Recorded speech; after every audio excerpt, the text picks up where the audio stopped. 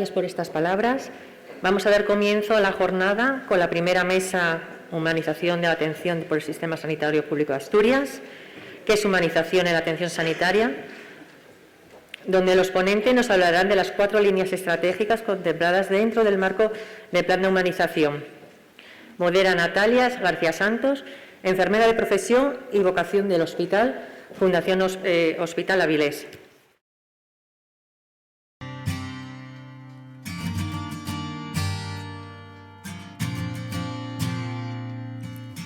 Bienvenidos y bienvenidas a la primera jornada de humanización de la asistencia sanitaria del Principado de Asturias.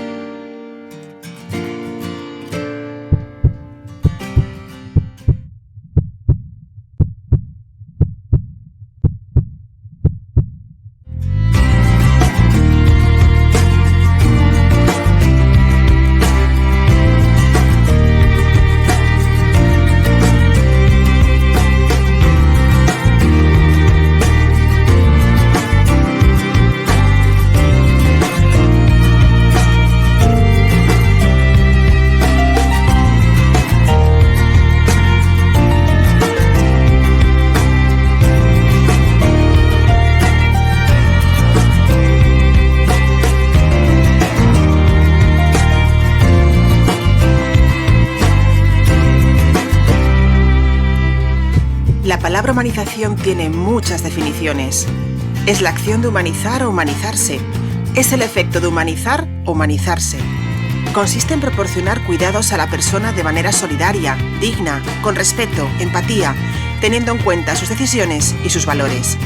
Hace referencia al abordaje integral del ser humano, donde interactúan las dimensiones biológicas, psicológicas y conductuales. Se encuentran asociadas con las relaciones que se establecen al interior de una institución de salud, entre el paciente y el personal de la salud, administrativo y directivo. Es la doctrina donde la gente tiene el deber de promover el bienestar humano.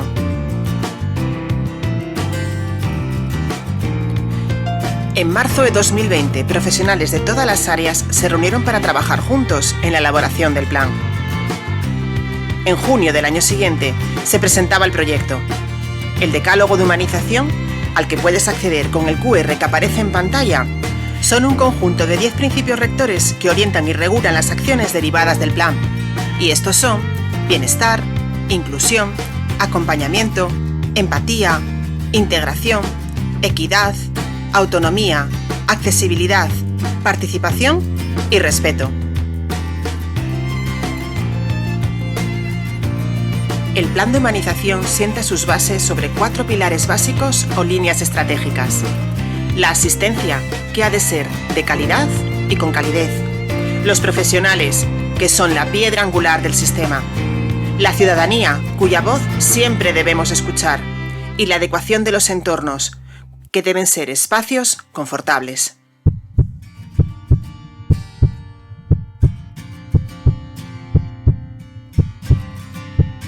El hospital, para los niños, es un sitio inhóspito, o aparentemente inhóspito, porque no sabes, hay gente ahí rara, muchas veces te hacen pruebas que te hacen daño, entonces cualquier gesto, cualquier cosa que tú puedas hacer para que el niño esté más tranquilo, pues ayuda en la relación médico-paciente, digamos. A Spiderman no lo uso en la consulta del día a día, porque no puedo vestirme de Spiderman en la consulta del día a día, ¿no? El disfraz de Spiderman lo uso fundamentalmente para los niños crónicos, niños oncológicos, niños o que van a pasar un mal trago, digamos, ¿no? Humanizar primero la vida de los trabajadores para que los trabajadores puedan humanizar la vida de los que tienen enfrente.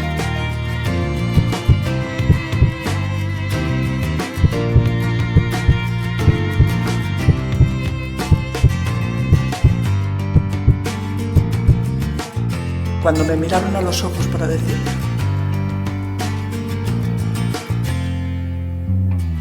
me resultó menos frío. Y aunque fuera malo, lo recibí bien. Porque vi una persona que me estaba diciendo algo negativo, pero al mismo tiempo la persona en que yo podía confiar.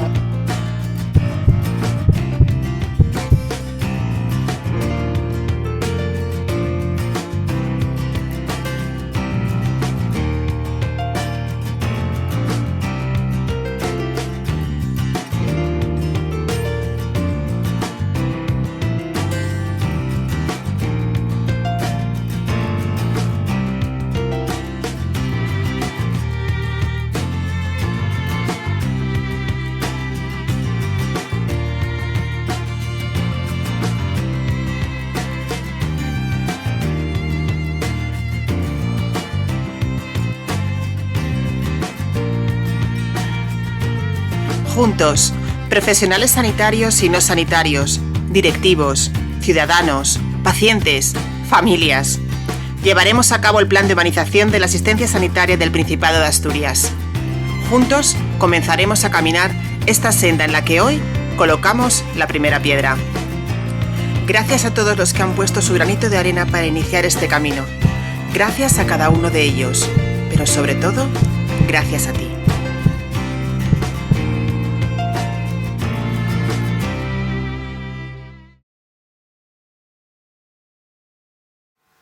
Muy buenos días a todos.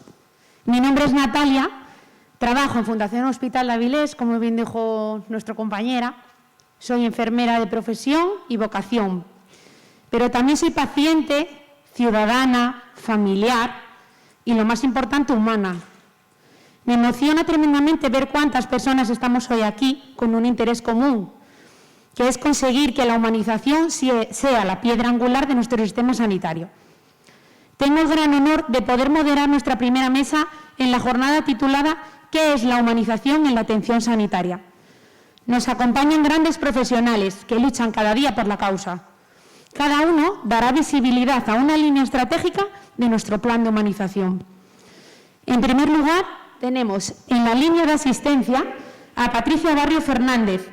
Ella es diplomada en fisioterapia y logopedia y licenciada en medicina. Todo ello en la Universidad de Oviedo. Después se especializó en neurocirugía en la Universidad de León.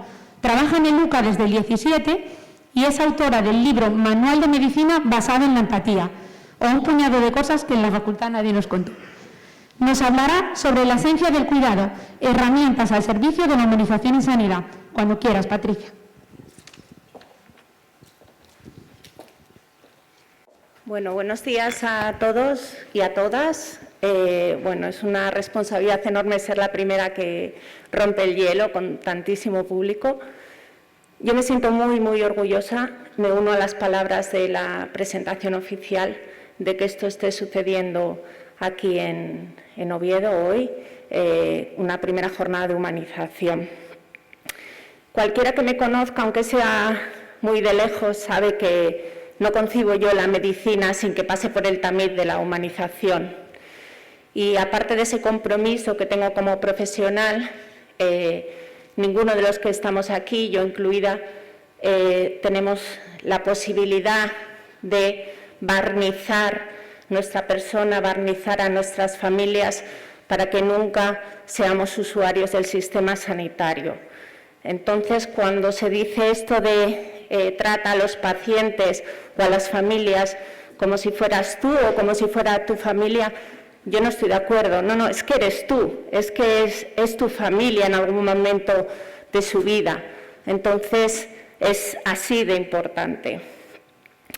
Me gusta mucho esta frase del ciclista americano Lance Armstrong, que dijo que un día, el 2 de octubre de 1996, salió de su casa para hacerse unos análisis y cuando regresó a su casa ya no era la misma persona. Habla de cuando se le diagnosticó el cáncer testicular, que tenía metástasis pulmonares y cerebrales. ¿Por qué es importante?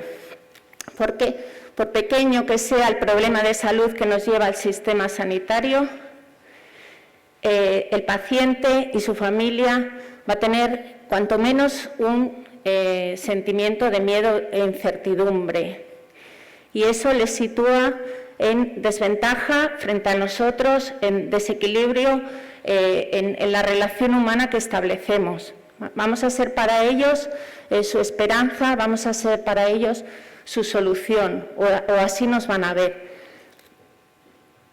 Pongo ahí una imagen de un tsunami porque eso es lo que sucede cuando la enfermedad llega a nuestras vidas, ¿vale? Lo lleva todo por delante, sobre todo en algunos procesos de extrema gravedad. Y antes se ha comentado en la mesa de presentación, al final esto se resume en que somos personas que cuidan personas.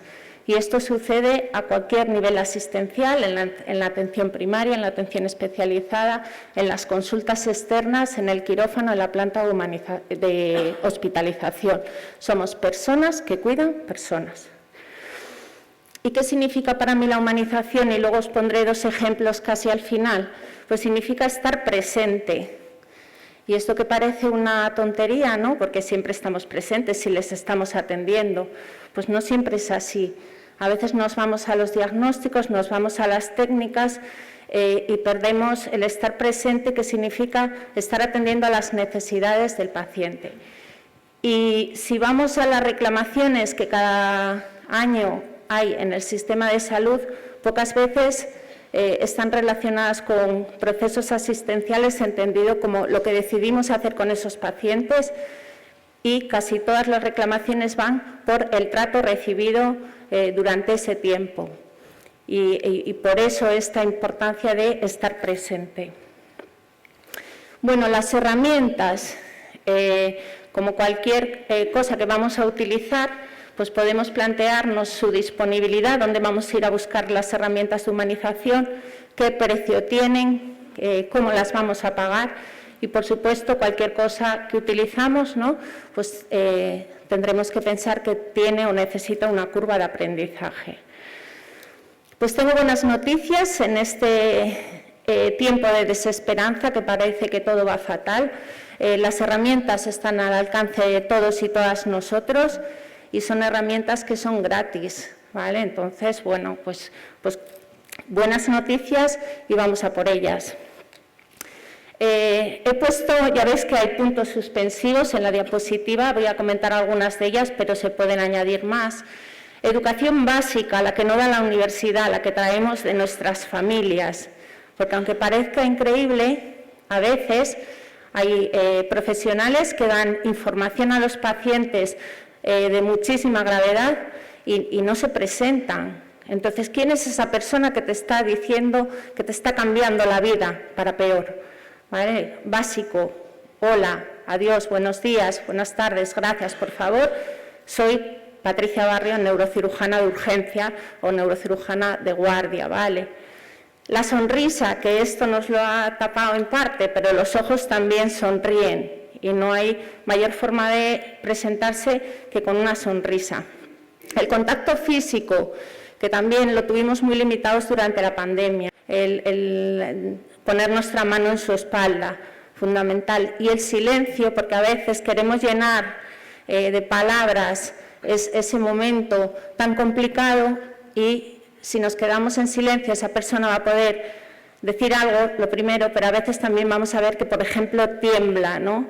Y que tiene miedo y el silencio es un respeto ante ese sentimiento que le está llegando en ese momento. He marcado ahí, subrayado, dos de las herramientas que a mí me parecen fundamentales, porque son las que yo dije en el vídeo, que hemos estado viendo fragmentos.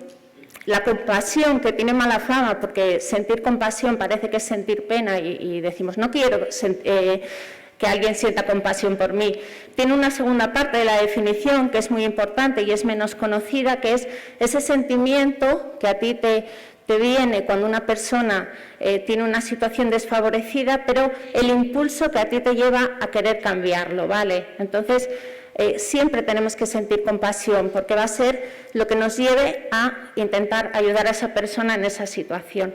Y el humor, porque un paciente entra en un hospital y todo parece de extrema gravedad, pero hay ocasiones donde el paciente está estable y una situación puede cambiar totalmente si le arrancamos una carcajada. Yo os pongo un ejemplo, la planta de neurocirugía, que es la 8ª, tenemos unas vistas maravillosas y a veces entro en las habitaciones y hay pacientes sentados en el sillón y les digo, usted debe ser amigo del gerente porque le han dado la habitación con las mejores vistas, ¿no? Y esa tontería pues hace que el paciente se ría, sonría y bueno, pues la situación cambia, ¿no? Bueno, pues he puesto puntos suspensivos porque herramientas que contribuyen a la humanización son cada cosa que a un solo paciente o familia les haga sentir bien. Os voy a poner dos ejemplos muy rápidos. Hace ya unos años nos trasladaron de uno de los hospitales periféricos a un paciente, no era todavía mayor de edad, con un absceso cerebral muy grave. Se deterioró en el traslado, entramos a quirófano nada más hablar con la familia con mucha prisa y teniendo al paciente dormido, intubado, y yendo a rasurar su pelo, bueno, lo mejor es hacerlo, ¿no?, por rápido y no lo piensas. Pero yo en ese momento me di cuenta que el flequillo de ese adolescente estaba muy cuidado y tenía unas mechas, y yo pensé, si esto va bien, y eso era mi deseo y por eso estábamos corriendo tanto, este chico cuando despierte va a echar de menos su flequillo. Entonces, bueno, pues no le hice a la carrera, le rasuré de modo que pude salvarle el flequillo. Y luego esto fue muy bien y el chico a día de hoy todavía me recuerda el tema del flequillo, de que no le rasuré el flequillo. Y no hace mucho, no hace el año todavía, un paciente ingresó con un trauma craneal, se deterioró en la noche y fuimos a hablar con las hijas, a decirle que teníamos que ir a quirófano. Una de ellas se mareó, yo le dije que se sentara en el suelo. Bueno, operamos a su padre y cuando vinieron a la primera revisión, ella me dijo, nunca voy a olvidar que cuando me mandaste sentarme en el suelo, te pusiste en cuclillas para seguir hablando conmigo. ¿Vale? Eso para mí, estos dos ejemplos que yo os pongo, es estar presente. ¿Qué enemigos tiene la humanización? ¿Qué piedras en el camino? Lo pongo entre paréntesis porque creo que los podemos vencer. El que no haya protocolos. Antes se han dicho tratar de incluir toda la línea de humanización en los protocolos, fundamental. Porque si no, se deja la buena voluntad de los profesionales. Y entonces hay gente con mucha empatía, que le resulta muy fácil esto, y hay otras personas que no. El que cuando bajamos barreras somos muy vulnerables y nos duele, por supuesto que eso también dificulta la humanización. El endiosamiento, jamás un profesional que camina 20 centímetros del suelo va a poder mirar a los ojos al paciente, como nos decía esta paciente que participaba en el vídeo. La tecnología, a veces, si yo estoy escribiendo en el ordenador, se me dificulta mirar al paciente a los ojos o darme cuenta de que me quiere hacer una pregunta, por ejemplo. Y la falta de tiempo que os voy a decir, sería más sencillo si tuviéramos 12 pacientes en una consulta que 24. Bueno, hay una curva de aprendizaje, pero yo creo que tenemos que exigir unos mínimos, que incluir en los planes formativos de la gente que van a ser los profesionales del futuro, y que, por supuesto, para buscar la excelencia, esto tiene que estar considerado uno de los criterios de calidad del sistema sanitario. Y pongo ya, por último, que acabo ya, especial cuidado en aquellos pacientes y familias a los que no les podemos aportar nada. El paciente que llega por urgencias con extrema gravedad, sabemos que va a fallecer, va a ingresar a lo mejor para poner una sedación, cuando el paciente pronto va a dejar de ser paciente. En los pacientes que fallecen y los que se quedan son las familias, por ejemplo, durante todo el proceso de donación. Ahí tenemos que tener especial cuidado, ¿vale? No podemos ofrecerle ni la tecnología, ni nuestros conocimientos, ni nuestras habilidades quirúrgicas. Por supuesto, podemos y debemos ofrecerles nuestros cuidados.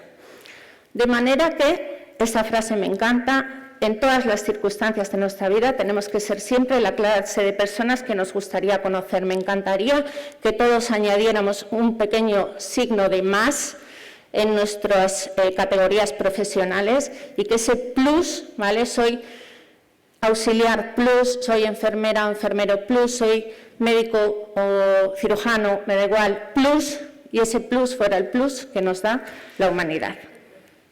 Gracias.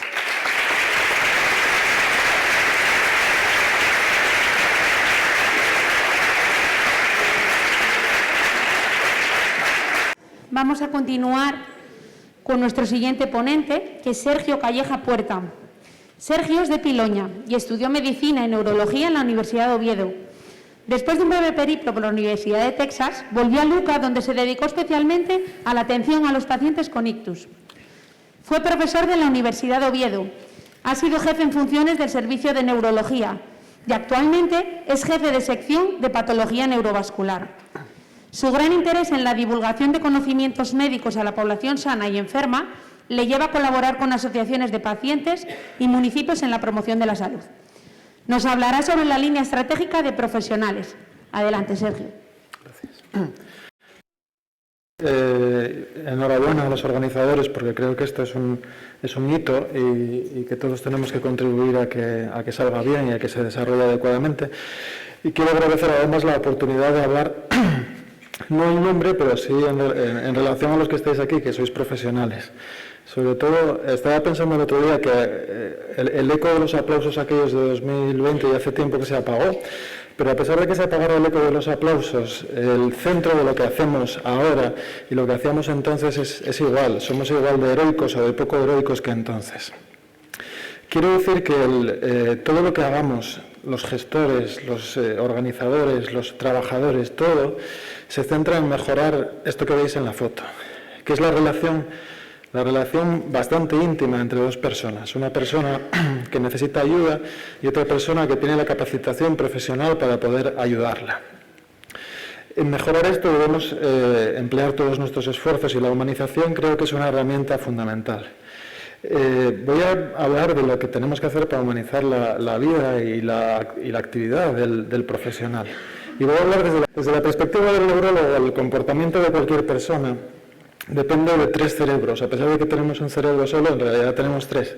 Tenemos un cerebro cognitivo, que es el almacén de todos los conocimientos que vamos adquiriendo, el bagaje profesional, pero también la experiencia. Tenemos un cerebro ejecutivo, que es el que aprovecha todo ese bagaje y en realidad todas las potencialidades del cerebro para actuar. Y en esa actuación es donde tenemos que aplicar no solo los conocimientos, sino la humanidad que va a optimizar el tratamiento y el contacto con el paciente. Pero debajo de esos dos hay una parte fundamental que la neurología clásica olvidó y que me interesa mucho potenciar en cuanto a su análisis, que es el cerebro emocional. Si esto está equilibrado, si los 3 cerebros están equilibrados, vamos a conseguir una actuación óptima y si no lo está, vamos a fracasar. Generalmente la población muchas veces tiende a considerar a los profesionales como máquinas de saber, esa gente que sabe y que te puede cambiar la vida. Pero en realidad, esa foto de antes era de una película que se llama La enfermedad de Sachs, y en esa película y en el libro en el que se basa, dicen esto, que lo voy a leer porque expresa mucho de lo que somos. Y dice, un día, investigando sobre los médicos, aquí podemos poner a cualquier trabajador sanitario, así sin más, como quien investiga sobre cualquier otra persona, un imbécil descubrió una realidad poco brillante. Demostró que los médicos beben, se drogan, se deprimen, fuman, follan mal, apuestan en las carreras o en el casino, pegan a sus prójimos, abandonan a sus hijos y cuando ya no pueden más con su vida de gilipollas, que sabe mejor que los demás los horrores que tiene la vida en reserva, se matan. Y todo esto estadísticamente más a menudo que el don nadie de la población general. Es decir, nosotros somos personas como todos los demás. Y somos personas que están en una posición difícil. Somos personas que muchas veces en una semana tenemos que enfrentarnos a decisiones tan trascendentales como otra persona normal de la población a lo largo de toda su vida. Y eso duele. Y duele sobre todo en la emoción. Y la emoción es la que al final va a cambiar la conducta. Esta persona que veis aquí es William Osler. William Osler se considera, sobre todo en Estados Unidos, el padre de la medicina clínica. Estableció las bases de lo que debe ser el trato al paciente y en general la vida del profesional sanitario. William Osler decía que la herramienta más importante que él conocía y que lo ayudaba a diagnosticar, a tratar a los pacientes, era la silla en la que está sentado. Una silla en la que él escuchaba, palpaba la barriga del paciente, exploraba y luego pensaba. En realidad lo que nos estaba diciendo no es que la silla fuera importante, es que lo importante era poder dedicar tiempo a la valoración de los pacientes. Y tiempo es lo que nos falta muchas veces a los profesionales y lo que nos condiciona y lo que va a estropear nuestro trabajo de todos los días. Eso es cierto para los médicos y es cierto para cualquier profesional. Imaginar que en una planta, en el fin de semana, haya menos dotación de auxiliares o de celadores. ¿Qué va a pasar? Va a pasar que las auxiliares se van a tener que enfrentar a la decisión difícil de levantar a unos pacientes y a otros no, porque no hay suficiente personal para levantarlos a todos, o que algunos pacientes tengan que desayunar a las 11 o a las 12 de la mañana. Eso es malo para los pacientes, es una falta de humanidad total, pero ¿cómo está la auxiliar que tiene que tomar esa decisión? Está en una posición muy difícil que a veces la lleva a actuar de manera poco humana y otras veces la lleva a hundirse directamente en una situación emocional que se ha calificado como de quemazón, el burnout famoso. El burnout es, yo creo, la mayor amenaza para la posibilidad de que los trabajadores asistenciales humanicemos nuestra acción de todos los días. Tan importante es que la revista New England Journal of Medicine ha dedicado un editorial recientemente a todo esto. Y en ella también me manifiesto cómo la causa de todo esto no es solo la falta de apoyo de los profesionales o las cargas de trabajo crecientes o la carga administrativa creciente o la falta de inversión en la salud pública o el daño moral que se produce cuando nos vemos incapaces de dar a los pacientes la atención que necesitan. El burnout va de horas de trabajo demasiado largas, pero también de la desconexión fundamental entre lo que es nuestra misión y la capacidad que tenemos con las herramientas que se nos dan de llevarla a cabo. El burnout, nos dicen, se manifiesta en los individuos, pero está arraigado en los sistemas. Y los trabajadores de la salud tienen esta crisis de burnout desde mucho antes del COVID, aunque el COVID haya sido pues una crisis que la ha agravado. Como nación, dicen ellos, y estamos hablando de una nación que no tiene un sistema público de salud, pero sí que tiene una conciencia de lo que debe ser la asistencia, no podemos permitir fallar a nuestros trabajadores y a las comunidades a las que sirven. Tenemos que construir sobre estos pasos, tenemos que romper los intereses creados, la inercia burocrática y el statu quo. Y solo si hacemos esto vamos a conseguir que la situación de los profesionales sea mejor. ¿Y en qué se traduce esa situación mejor? En los comportamientos morales. Los comportamientos morales salen de la convicción íntima de cada uno, pero están muy condicionados por las condiciones externas en las que trabajamos. Dependen de el orgullo, la rabia, la simpatía, la vergüenza, la indignación que sentimos en cada uno de los momentos que constituyen nuestra vida. Y no hace falta leer mucho los periódicos para darse cuenta de que hay una epidemia de trabajadores que ya no pueden más. Es decir, este burnout que se expresa en los periódicos americanos aquí se ve todos los días. Hay un libro de Enrique Gavilán que se llama precisamente Cuando ya no puedes más. Y esto afecta a los trabajadores más motivados, a los que han puesto más esfuerzo en sacar adelante una asistencia humana y en la que ellos mismos son las principales víctimas de toda esta situación. Dicen los periódicos recientemente que el 92% de los médicos de familia tienen agotamiento emocional, pero el 86% tienen el síndrome de despersonalización, que yo no sabía lo que era y que es cuando se empieza a notar menos empatía por los compañeros y por los pacientes. Aquí está la humanización, aquí se pierde y aquí es donde tenemos que dar la batalla para recuperarla. Y yo quiero dejar esta frase porque me parece muy importante. Podemos, movidos por buenas intenciones, formar a los profesionales, motivarles, pedirles la opinión, embarcarles en nuevos proyectos. Pero las personas somos animales detectores de contingencias. Y si la expectativa final es de improbable cambio, entonces la frustración y la desidia van a ser mayores, no menores, mayores. Vamos a conseguir en realidad lo contrario de lo que buscamos. Hay una frase que se ve en las redes sociales que dice: usted no necesita un psicólogo, usted necesita un sindicato. Intenta recoger todo lo que yo contaba antes y transformarlo en una frase efectista. ¿Es esto real o no? Pues en parte yo creo que sí es real. Pero seguramente esa imagen que veis a la derecha es una imagen de 1910, cuando los conflictos laborales estaban en pleno auge y las uniones de los trabajadores empezaron a tener relevancia. Esa no es tan así hoy en día. Hay un filósofo coreano que se llama Chung, no me acuerdo qué, empieza por Chung, podéis buscarlo porque es muy difícil de recordar. Bueno, pues el filósofo en cuestión analiza las relaciones laborales y él decía lo siguiente: en el pasado la tensión se generaba entre el patrón y el obrero. Actualmente todo cambió y el problema está aquí dentro de la cabeza de cada uno, porque nuestro enemigo somos nosotros, que nos autoimponemos retos cada vez mayores. Y en esa autoimposición es muy difícil ganar. ¿Cómo ganas cuando te peleas tú contra ti mismo? De manera que de la dicotomía clásica de obreros frente a patrones salían los revolucionarios, y de la dicotomía actual de uno contra sí mismo salimos los depresivos. Y yo creo que la estrategia de humanización debe precisamente luchar contra esto. Yo tengo mucha confianza en que salga bien y os agradezco a todos la atención que habéis prestado y estar aquí. Así que muchas gracias.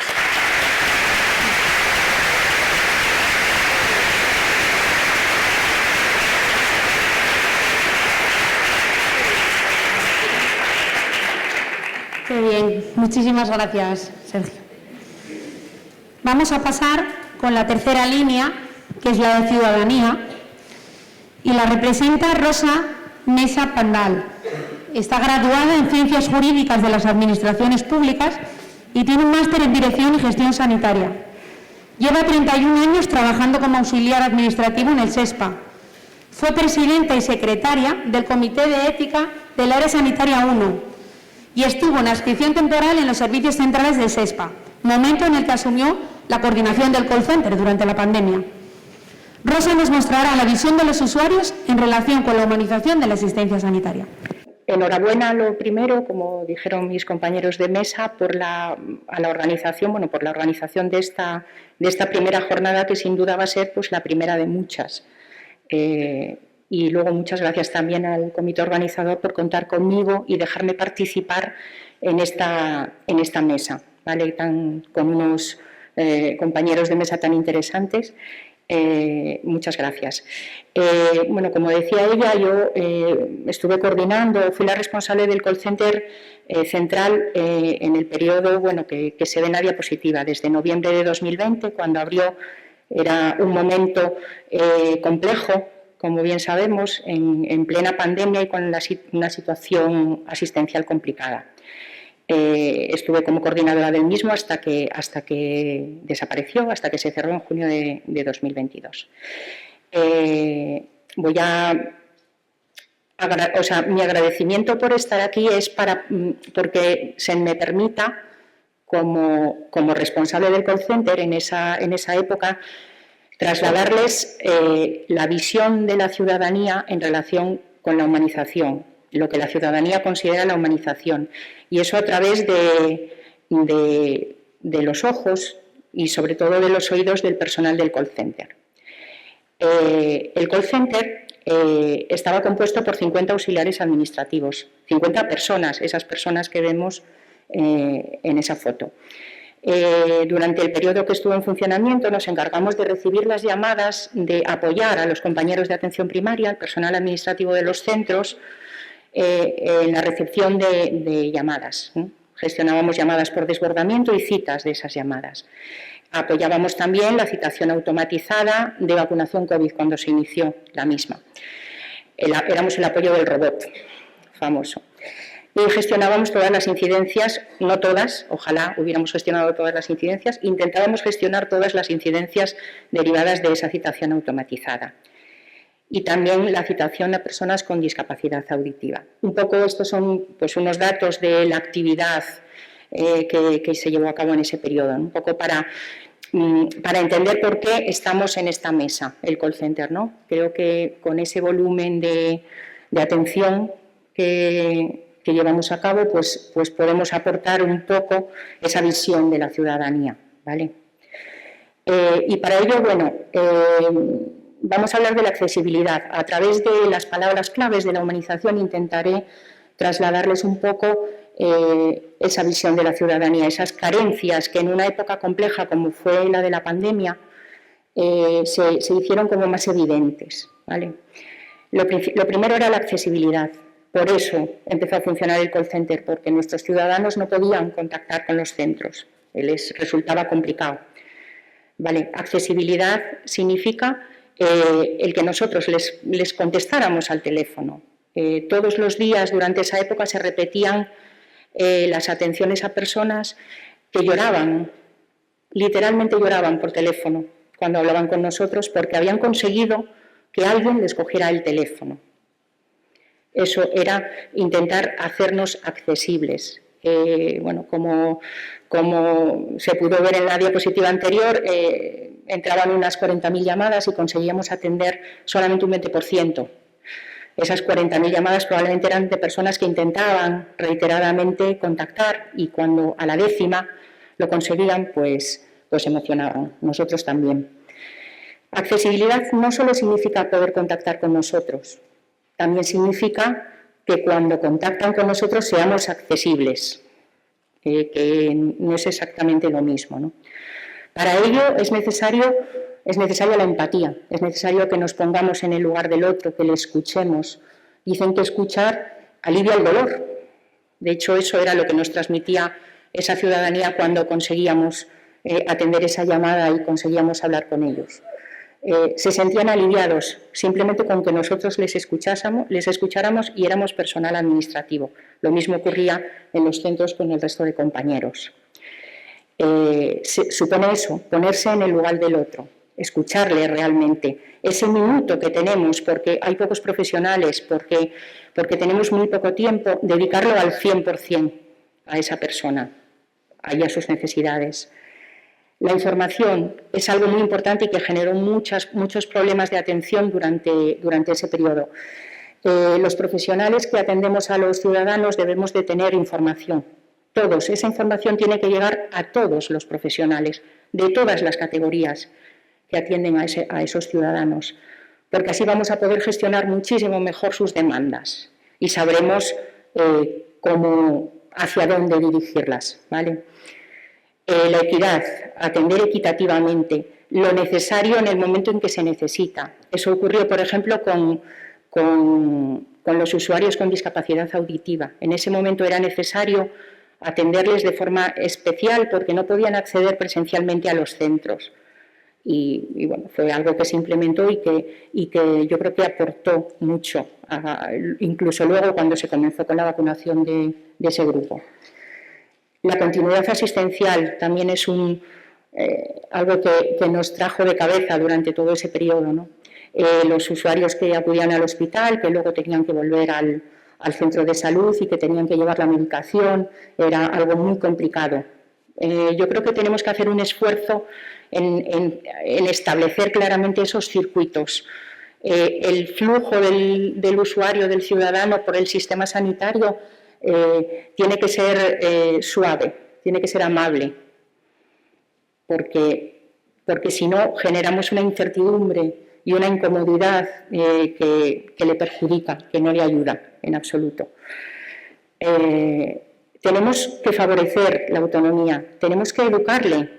Nos hemos encontrado también con muchos ciudadanos que por ese desconocimiento, por esa actitud paternalista que seguimos teniendo en muchos casos, no se hacen responsables del uso, de la utilización que hacen de los recursos. Tenemos que informarles las carencias que tenemos en nuestros recursos, tenemos que ser sinceros, tenemos que darles esa información de forma fiable, además, en medios oficiales. Esa información está, pero no es la real, no es la correcta. Y eso también desconcierta al ciudadano enormemente. Hace que contacte con nosotros en reiteradas ocasiones porque desconoce cómo funcionamos, desconoce que nos faltan profesionales y por qué, y cómo vamos a hacer para resolver eso.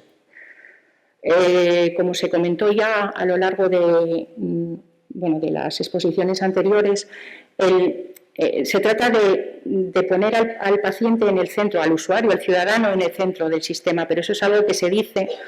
Yo iría un poquitín más allá. Yo creo que el ciudadano sabe, y así nos lo transmitía todos los días, sabe el esfuerzo que hacemos en nuestro trabajo, sabe la formación que tenemos, lo bien formados que están los profesionales sanitarios, la tecnología que tenemos en nuestros centros y en nuestros hospitales. Eso lo conocen, eso lo respetan. No se trata solamente de ponerle en el centro de ese equipo, de un equipo que debe ser multidisciplinar, pero realmente multidisciplinar. Hay que tener en cuenta a todas las categorías profesionales que trabajan en los equipos. Todas pueden aportar, y muchísimo, para ayudar al tránsito de esos ciudadanos por el sistema sanitario. Yo integraría al ciudadano en el equipo, no le pondría en el centro solamente, le integraría, le escucharía sus necesidades. Yo creo que eso es fundamental.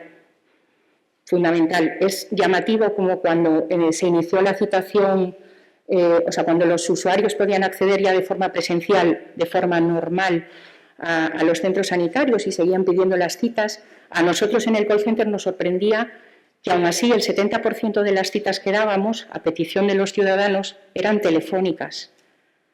A nosotros nos sorprendió, pero es que hay que escucharles.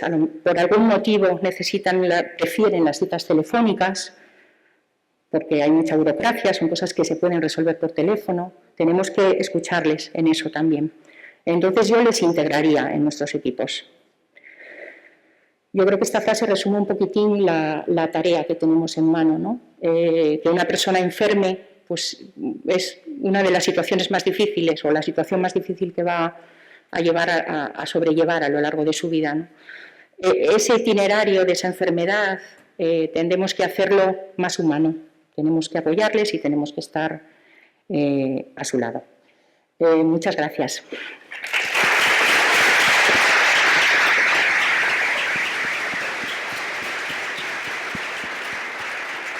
Muchísimas gracias, Rosa.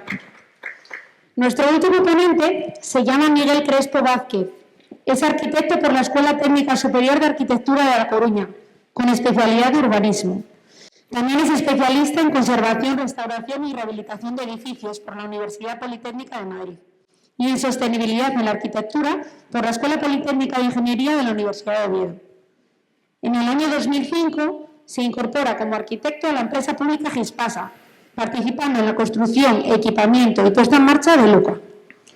Desde el año 2014 es coautor de proyectos de reforma y direcciones de obra tanto de Luca como del Hospital Vital Álvarez Builla. Cuando quieras. En primer lugar, agradecer a la organización la posibilidad de contar desde el punto de vista de la arquitectura la influencia que puede tener el trabajo de los arquitectos en conseguir espacios con determinado confort y que puedan influir en la recuperación de los pacientes. Esta imagen con la que empiezo la ponencia tiene que ver con un modelo de hospital que se impuso en la década de los 70, ¿no? La evolución de la tecnología llevó a una confianza ciega total en el modelo que tenía que tener un hospital, en el cual se asemejaba más a una factoría o a una industria que realmente a una ciudad pensada en el cuidado y en el bienestar del paciente.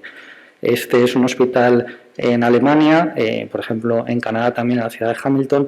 Hay claros ejemplos de esta arquitectura brutalista que tiene poco que ver con un punto de vista del cuidado del paciente o de un entorno amable y cálido. En el año 2000, afortunadamente, nace la neuroarquitectura.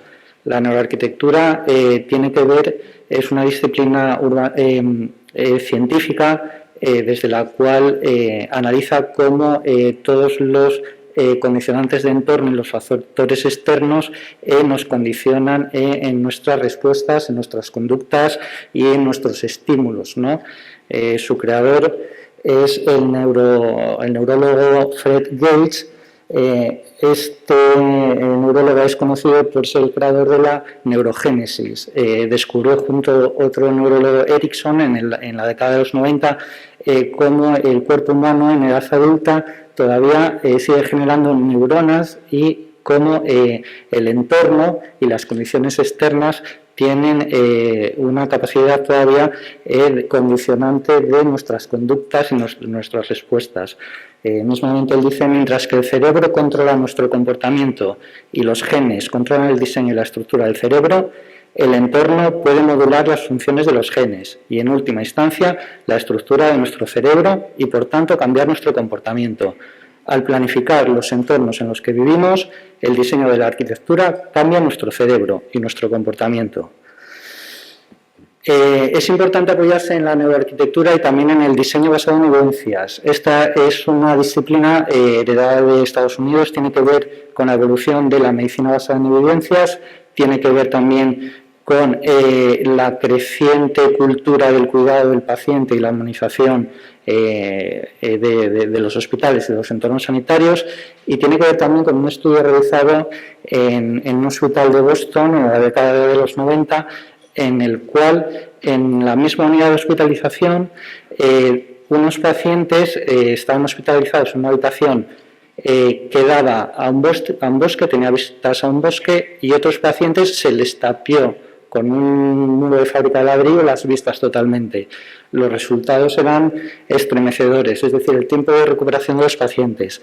El uso de analgésicos era increíblemente inferior y los resultados eran mucho mejor en aquellas habitaciones que daban hacia el bosque, ¿no? Entonces se demostró de alguna manera científica cómo las condicionantes del entorno podían ayudar en los procesos de recuperación y tenían una influencia en nuestro organismo, ¿no? Entonces, humanizar un espacio de atención sanitaria es mucho más profundo que pintar paredes de color azul turquesa o de colocar vinilos o de hacer unos tratamientos simplemente superficiales, ¿no? Tiene que ver con la creación de estrategias que, según el diseño basado en evidencias y utilizando los principios de la neuroarquitectura, consigan resultados claramente objetivos, medibles, que se están construyendo entornos que favorecen la recuperación de los pacientes y que favorecen también el bienestar de los profesionales sanitarios y conlleva otras mejoras como la reducción del uso de medicamentos, como la disminución de errores médicos de los profesionales, etcétera. Entonces, entre las estrategias de diseño, bueno, he considerado 5 que quizás agrupan de alguna manera las líneas de trabajo más importantes que deben de tenerse en cuenta a la hora de crear nuevos entornos de atención a los pacientes, ¿no? La primera tiene que ver con la importancia de la luz natural y el uso también creativo de la luz artificial. La segunda línea tiene que ver con la biofilia, es decir, con la incorporación de la naturaleza dentro de los entornos sanitarios. La tercera línea tiene que ver con la importancia del aire limpio, bueno, que actualmente es un mal endémico, cada vez peor, nuestras ciudades están más contaminadas, nuestros entornos están más contaminados, etcétera. Entonces, la importancia de cuidar la calidad del aire y de los espacios en los cuales vivimos y, por supuesto, en las que tomamos o se toma cuidado de los pacientes. La cuarta línea tiene que ver con la importancia del juego, especialmente para actividades pediátricas, pero también de los espacios de relación y de socialización para los profesionales sanitarios. Y el quinto ejemplo, la quinta línea, tiene que ver con la evolución, la transformación de los programas médicos, de los programas funcionales, cada vez teniendo en cuenta una visión más de perspectiva y de futuro. La primera línea tiene que ver con la importancia de la luz natural. La luz solar es fundamental para nuestro organismo, regula nuestra actividad, regula la producción de hormonas desde la producción de la serotonina, de la melatonina, el cortisol, influye en nuestra actividad, en nuestro ritmo diario, es el elemento que nos activa y que nos apaga. Entonces, trabajar con la luz natural es fundamental en estancias, especialmente en unidades del paciente, como pueden ser las UCIs, donde los pacientes están entre la vida y la muerte y el ciclo circadiano es fundamental para que tengan una referencia temporal y consigan de alguna manera ayudar a su organismo, ¿no?, a tener un ciclo que tenga que ver con el día y la noche, que le pueda organizar de alguna manera el sueño y la vigilia, etcétera. Además de pues no solamente las UCI, sino las unidades de neonatología, también el diseño cada vez tiende a incorporar la luz como el mecanismo principal de intentar situar a los pacientes dentro del ciclo, no solamente día-noche, sino de la estación del año, ¿no? El trabajo con temperaturas de color, es decir, temperaturas frías y de alta intensidad nos activan, temperaturas cálidas y de baja intensidad nos apagan, es decir, son factores que influyen a la hora y que deben tenerse en cuenta a la hora de diseñar los espacios, ¿no? El segundo concepto tenía que ver con la biofilia, la introducción de la naturaleza dentro de los espacios. Somos seres humanos que hemos vivido siempre en la naturaleza, nuestra información genética, nuestro ADN, la naturaleza ha sido nuestra casa, ha sido nuestro hogar, nos proporciona sensación de cobijo, nos reconforta. Es decir, está demostrado, hay bases científicas que indican los beneficios de introducir dentro de los hospitales la naturaleza, no solamente como simple mero contemplativo, sino también como espacio terapéutico. Estos son ejemplos claramente de hospitales que actualmente se están construyendo en el centro de Europa, donde claramente apuestan por patios abiertos, ajardinados y de disfrute tanto para pacientes como para profesionales. La tercera línea tiene que ver con la calidad del aire y con la creación de espacios al aire libre para trabajar terapias. Este, por ejemplo, es un ejemplo de un hospital de 1980. Pertenece a una red de hospitales que existe en Brasil. Este es un hospital especializado para enfermedades neurológicas, donde claramente apostaban por actividades al aire libre y donde demostraban que todos los tiempos de recuperación de los pacientes siempre eran inferiores, siempre cuando se promocionaba el salir y el hacer actividades sociales conjuntas y compartidas, ¿no? La calidad del aire, como comentaba, cada vez está más presente en los diagnósticos, en nuestros diagnósticos de enfermedades actuales. Incluso se empieza a relacionar con los ictus, con los infartos, con síndromes bronquiales, etc. La cuarta línea tiene que ver con la socialización, con los espacios de juego. Esta es una imagen del Hospital San Juan de Dios, como era antes de realizar una reforma, en la que ese espacio que veíamos se convirtió como un gran espacio de entrada para el juego de los niños, ¿no? Hay una frase que dice que un niño dentro de un hospital sin el privado del juego es un niño que está en una prisión. Es conocido la importancia y los beneficios de la socialización. Eso provoca la activación de las neuronas espejo, provoca también, ayuda a reforzar la confianza médico-paciente, etc. Entonces, el planificar con espacios previstos para la socialización, no solamente para los pacientes, sino también para los entornos sanitarios, para los profesionales, tiene beneficios medibles y claramente demostrables, ¿no? Esto es otro ejemplo de un hospital que se está construyendo en estos momentos también en Dinamarca, donde apuesta claramente por un gran espacio de encuentro entre los niños, sus padres, las familias, los juegos, etc. Y por último, hay una línea que tiene que ver con los espacios de innovación y de transformación. Esta probablemente sea una de las imágenes más duras que nos ha podido dejar, es una imagen muy dura en cuanto a espacio que nos ha dejado la pandemia, ¿no? Y es cuando se está montando el hospital IFEMA, ¿no? El 23 de marzo de 2020, ¿no? En contraposición, traigo este ejemplo que me parece fantástico. En los hospitales de Suecia, desde hace muchos años, ya el estándar de diseño incluye que todos los quirófanos son quirófanos que dan a fachada. Se ha eliminado el programa funcional con el pasillo de sucio y con ese programa tradicional que podemos tener más quizás en España o en otros países del sur de Europa.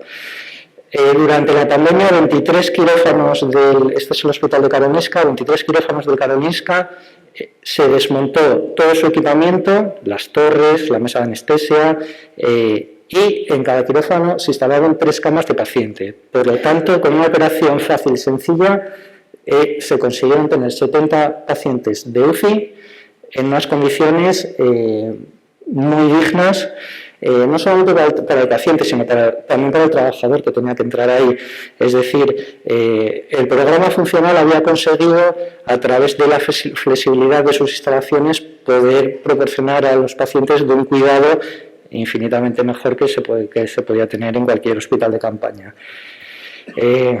Otro ejemplo, este es un paritorio del Viejo Oca.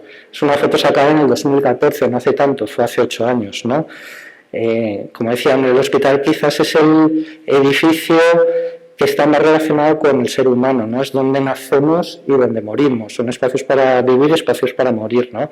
Entonces, claro, venir al mundo aquí, está muy bien desde el punto de vista de la seguridad, de evitar las infecciones, de la atención sanitaria, etcétera, pero quizás es mejorable, ¿no? Este es el Hospital Belén de Madrid. Ahora mismo hay una línea de arquitectura de maternidades que precisamente su enfoque tiene que ver más con la calidez, con el confort, con el conocer cuáles son las necesidades fisiológicas de las mujeres en el parto y poder darle una solución mucho más. Aquí se ha realizado un estudio basado en evidencias y claramente se disminuyen los niveles de estrés de la madre, se recuperan. No, es un hospital público. Es un hospital público, sí. Ahí recientemente estas arquitectas este año han realizado una reforma en el área de maternidad del Hospital de Punta Europa y han obtenido un premio en el Congreso Europeo de Ingeniería como mejor diseño de innovación. Y finalizar con una frase de una profesora de Universidad de Estados Unidos que dice: pasar tiempo interactuando con la naturaleza no hará curar un cáncer o una quemadura en una pierna, pero hay una clara evidencia de que puedes reducir tus niveles de dolor y de estrés. Y al hacer esto, impulsa tu sistema inmunológico, de manera que contribuye a la sanación de tu organismo. En cooperación con otros tratamientos puede ayudar a sanar. Bueno, nada.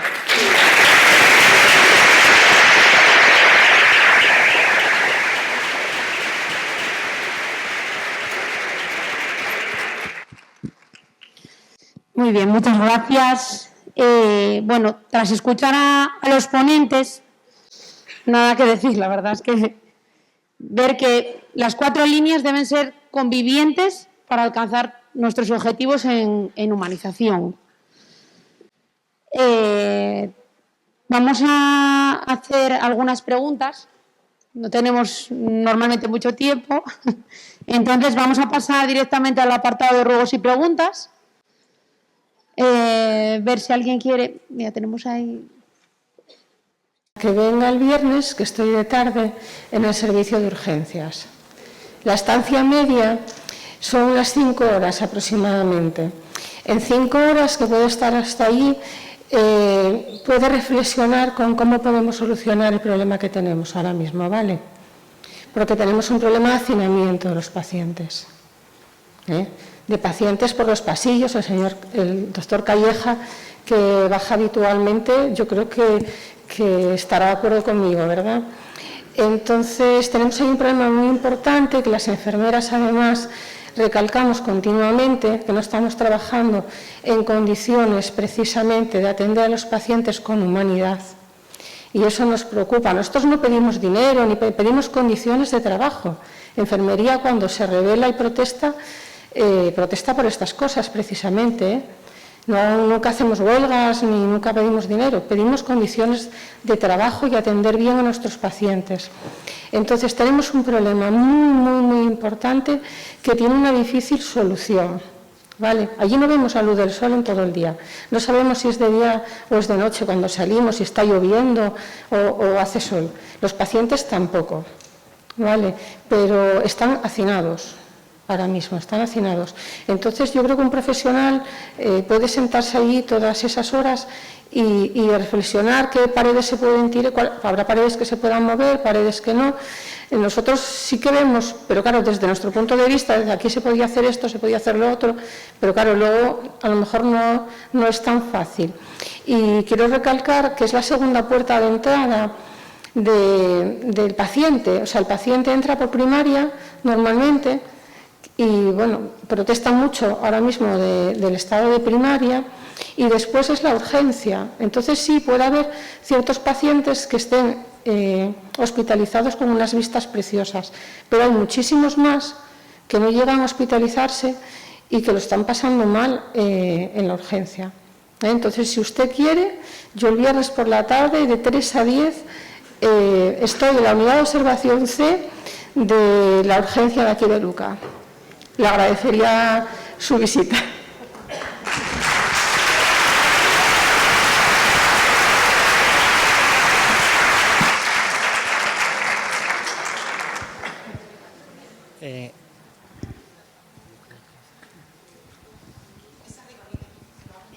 Sí, tú hablas. Conocemos la situación actual del servicio de urgencias. Precisamente todavía ayer hemos estado hablando con el jefe de servicio y con la supervisora. Hay que pensar que este es un hospital diseñado en el año 2004. La arquitectura de hospitales ha evolucionado bastante también desde entonces. Es un hospital diseñado para una situación en aquel entonces.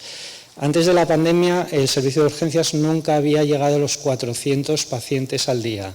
este verano ha superado los 500. Es decir, es un punto,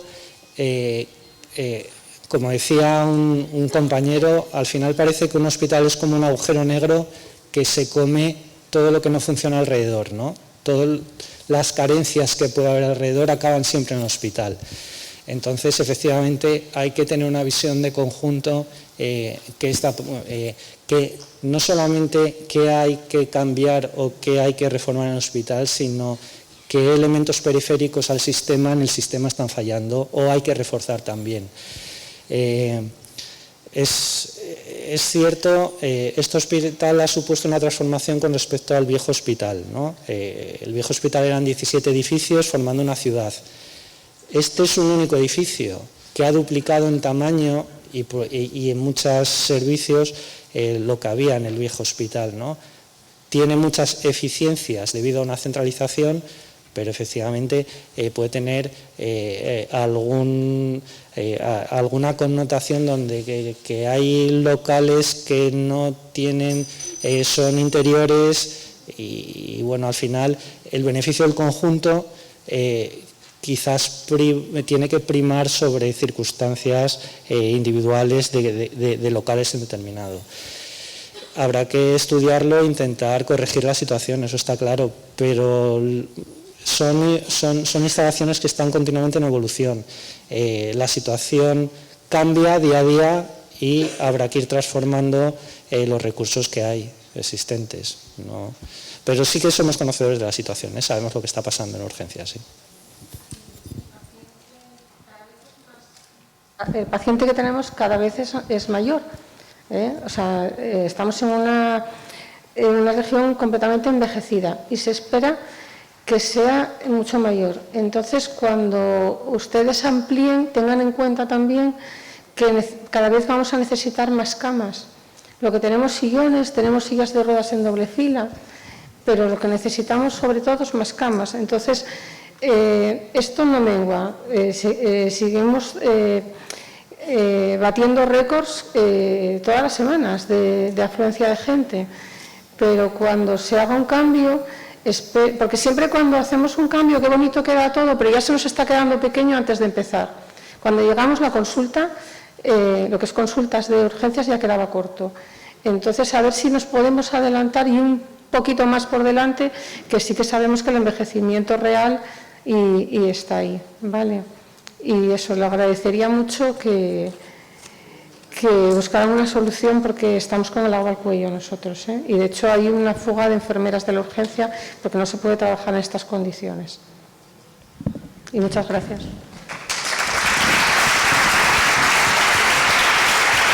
Tenemos tiempo para una última pregunta.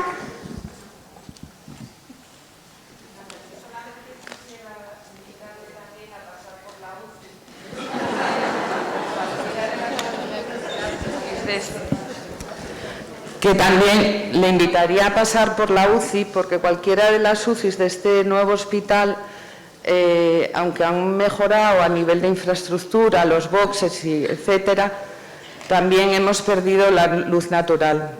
Entonces, bueno, si estamos a tiempo de hacer alguna reforma, solamente eso.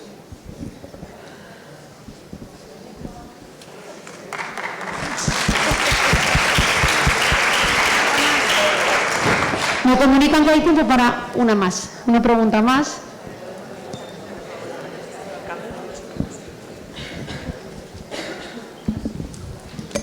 Felicitar, de verdad, ha sido apasionante estar escuchando estas charlas desde cada uno de los puntos de vista.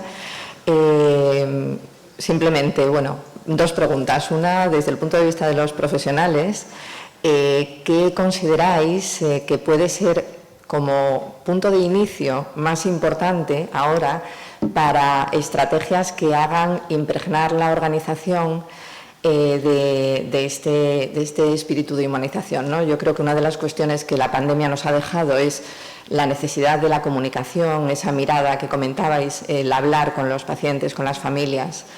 ¿Cómo podemos, a mí desde luego es uno de los temas que más me importa, cómo podemos mejorar la comunicación para que todas las personas que forman parte de esta organización puedan entender que eso es la base del resto de las estrategias, ¿no? Que si a vosotros os ocurre algún mecanismo para poder empezar pasito a pasito y que vaya impregnando, ¿no? como una mancha de aceite en el buen sentido de la palabra. Y la otra para Miguel, es verdad que tenemos un hospital extraordinario y tenemos unos espacios además integrados. Yo he de decir que el otro día salí por la parte de atrás y aunque había participado en la carreruca, me fijé en esas mesas donde la gente sale a tomar el pincho, que son, bueno, la verdad me pareció impresionante. Encima ahora que Asturias tiene un clima tan benigno. Pero, ¿qué impedimentos ves tú, Miguel, que podemos tener a integrar esos espacios, que además es un proyecto del Grupo de Humanización del Área 4, a integrar esos espacios? ¿Qué límites legales de cuestiones relacionadas con que el paciente está ingresado podemos ser capaces de vencer? Porque creo que es un planteamiento tan positivo y que puede mejorar tanto la percepción de la salud de los pacientes y la recuperación. Simplemente eso, y felicidades de verdad.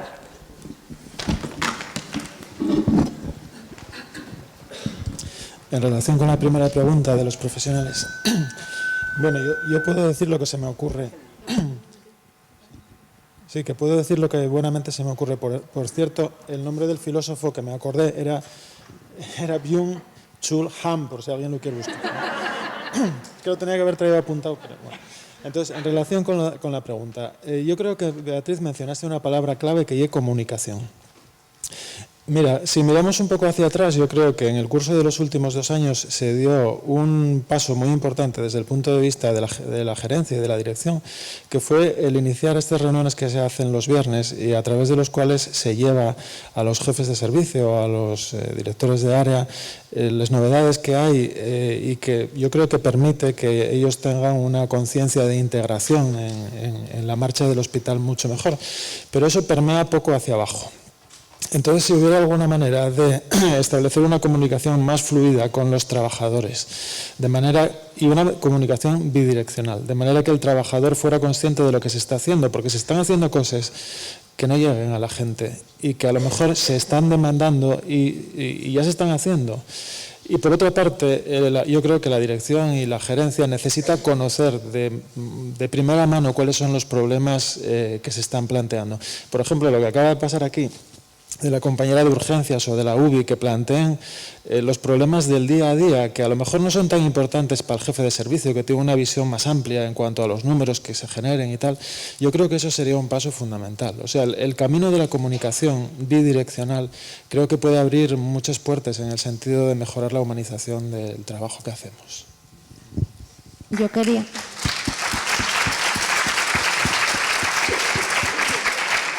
Yo quería también aportar alguna cosa. Lo he dicho en pincelada bastante rápido. Creo que de inicio el ir a los estudiantes es fundamental. Esto tiene que estar incluido como una cosa establecida en la formación. Y creo que también hay que monitorizar lo que se está haciendo, porque hay servicios o áreas de determinados servicios donde siempre se hacen las cosas bien. Voy a poner un ejemplo X, ¿no? Yo qué sé, en la consulta de dermatología la gente siempre sale súper contenta, nunca hay ninguna reclamación y a todo el mundo que le preguntes es maravilloso porque las enfermeras auxiliares, lo que sea. Y establecer eso como pequeños modelos para ir más allá. Yo creo que hay que realmente testar cómo lo estamos haciendo de forma desde la humanización. Porque conocer cómo estamos nos va a ayudar a saber cuándo son nuestros puntos fuertes y cuáles son los débiles. Pero yo creo que tenemos aquí profesionales que sienten la humanización como parte del sistema y son los puntos que tenemos que copiar. Gracias.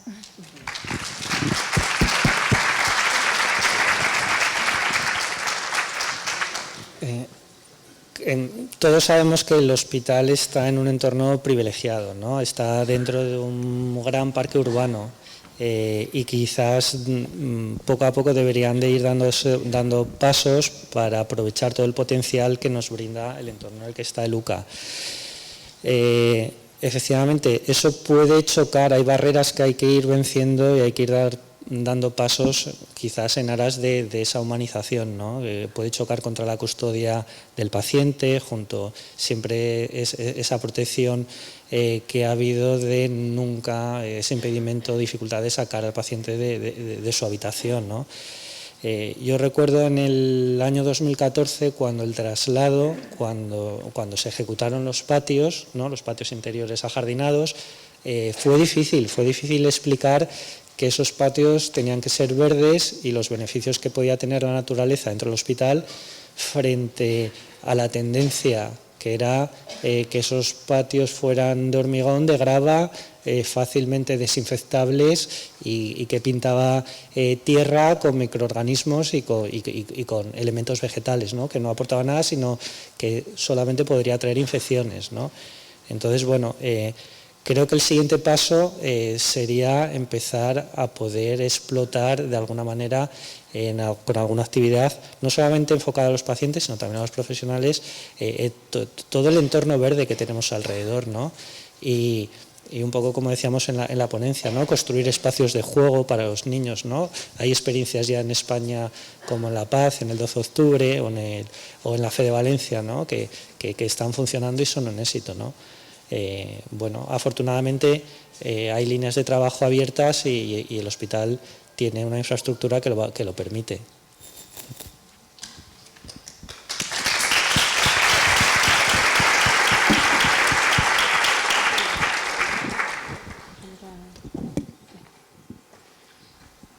Bueno, vamos a dar paso a nuestra compañera Tona. Damos por finalizada la mesa, ¿verdad? Vale.